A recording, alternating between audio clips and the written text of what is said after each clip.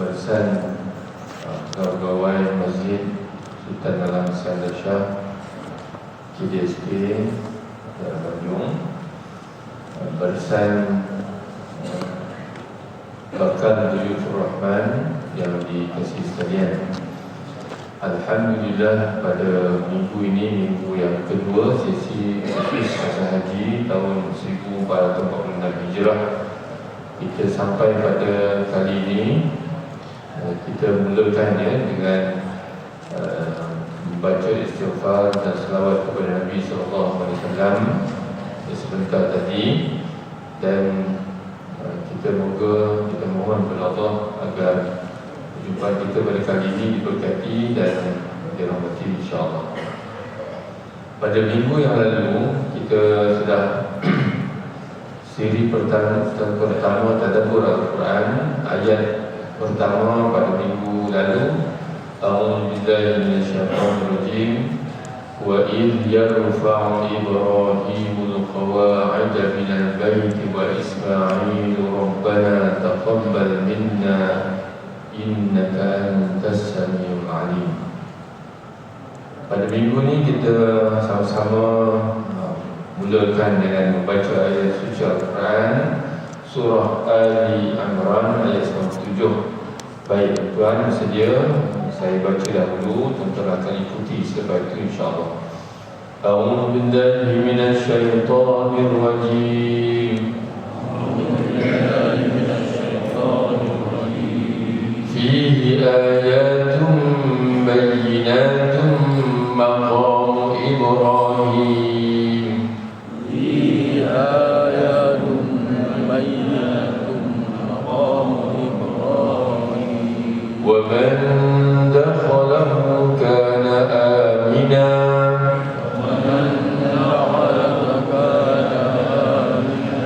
ولله على الناس حج البيت من استطاع إليه سبيلا. ولله على الناس حج البيت ومن كفر فإن الله غني عن العالمين. ومن كفر فإن الله غني عن العالمين. Bila masuk surah Ali Imran ayat 57, fihi ayatun bayyinat, padanya di situ, padanya ayatun, ada tanda-tanda keterangan yang nyata yang menunjukkan kemuliaannya, yaitu maqam Ibrahim, yaitu di tanah haram Mekah.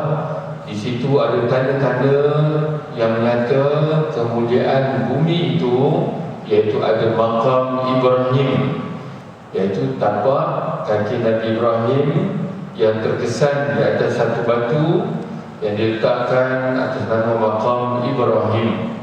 Wa man dakhalahu, dan sesiapa dakhalahu, masuk ke tanah haram Mekah itu, kana amina, adalah dia akan tenteram dan aman di situ. Walillahi 'alan nas, dan Allah mewajibkan manusia mengerjakan hajjul bait man istata'a ilaihi sabila, mengerjakan ibadat haji dengan mengunjungi Baitullah Ka'bah, yaitu sesiapa yang mampu sampai kepadanya. Wa man kafar, sesiapa yang enggan kewajipan haji, kufur kepada kewajipan haji itu, fa innallah, maka sesungguhnya Allah itu maha kaya, tidak berhajat kepada sesiapa pun dari kalangan makhluk, anil alamin. Sallallahu alaihi. Baik, sekali lagi kita baca sama-sama cerita ayat ini. Mekah ada tanda kebesarannya, iaitu maqam Ibrahim. Siapa masuk aman, tenteram, tidak diganggu-gugat, dan Allah wajibkan haji bagi orang yang berkemampuan. Dan siapa yang tak mahu dengar perintah Allah ini, Allah tak peduli pun pada dia. Sekali lagi kita baca sama-sama. آيات بينات مقام إبراهيم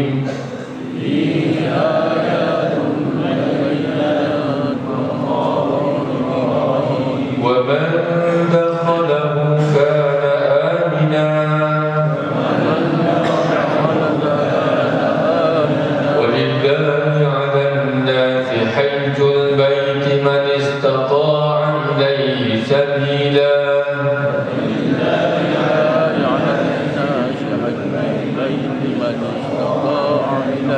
ومن كفر فإن الله غني عن العالمين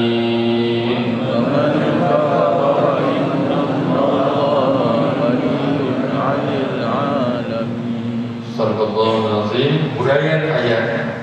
Masjidil Haram adalah himpunan tempat-tempat tanda kebesaran Allah, antara Maqam Ibrahim, adanya Baitullah, Kaabah, adanya Hijr Ismail, ada Hajarul Aswad, ada air Zam-Zam dan banyak lagi berada di tempat dalam kawasan Tanah Haram Makkah Al-Mukarramah.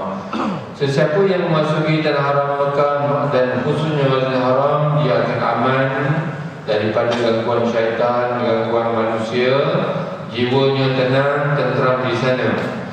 Allah menyeru manusia agar mengerjakan ibadah haji dan umrah agar mereka mendapat melihat apa yang disebutkan ayat di atas. Pertama, petanda kebesaran Allah, dan keduanya ketenangan jiwa. Makkah merupakan tempat lahirnya tanah tumpah kita semua. Pergilah, tujulah ke sana untuk kita mendapat tanda-tanda kebesaran Allah dan ketenangan ilahi. Yang keempat, justru manusia diingatkan jangan mengingkari perintah Allah, kerana di akhir ayat ada satu ancaman, satu teguran, satu amaran kepada orang yang tidak mahu mendengar kata-kata Allah Subhanahu wa taala.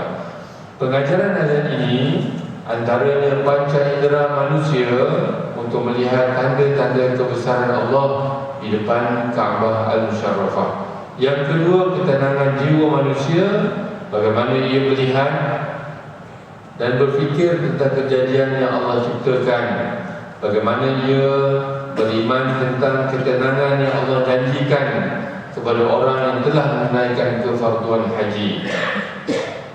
Pengajaran ayat yang disampaikan sebentar tadi, setiap ciptaan Allah adalah petanda untuk difikirkan keberadaan hikmah yang ia dijanjikan. Yang kedua, ketenangan jiwa adalah sebagaimana yang kita melihat setiap ciptaan ilahi itu.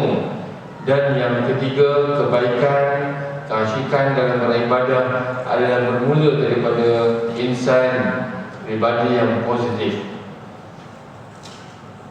Ringkasan daripada apa yang boleh kita kongsikan pada kali ini, iaitu yang pertama, sikap kita berfungsi seperti tingkap yang membentuk pandangan kita terhadap dunia. Apabila tingkap itu bersih, kita dapat melihat segala sesuatu dengan jelas dan positif. Namun apabila tingkap itu menjadi kotor dengan keraguan, ketakutan, pemikiran negatif, pandangan kita menjadi kabur dan kita mula melihat sesuatu itu ada halangan dan masalah di mana-mana. Sikap adalah pilihan kita sendiri. Kita punya kuasa untuk membersihkan tingkap mental kita sendiri dengan menyingkirkan pemikiran negatif.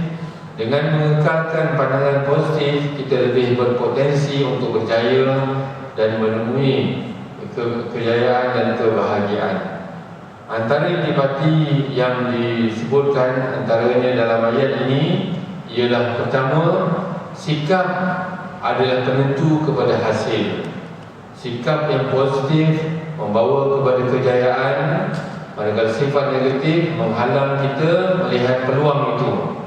Kedua, anda boleh memilih sikap anda walaupun kita tidak boleh mengawal keadaan, kita boleh mengawal minda kita masing-masing.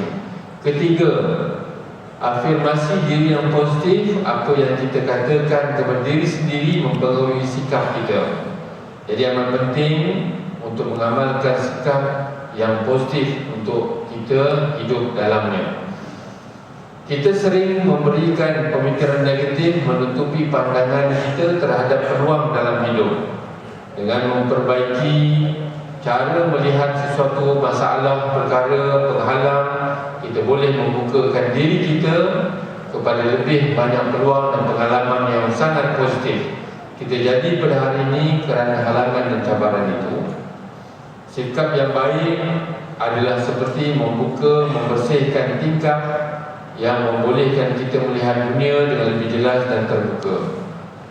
Dalam kehidupan seharian, apabila melihat cabaran, cuba untuk menukarkan pemikiran kita, pandangan kita melihat masalah dengan cara mencari jalan keluar, menyelesaikan masalah, dan itu merupakan peluang untuk meningkatkan diri kita sendiri. Kesimpulan daripada kesemuanya, sikap yang positif adalah kunci kepada kehidupan yang berjaya pada masa hadapan. Tuan-tuan, puan-puan yang dikasihi sekalian, alhamdulillah kita telah selesai kita membaca ayat suci Al-Quran.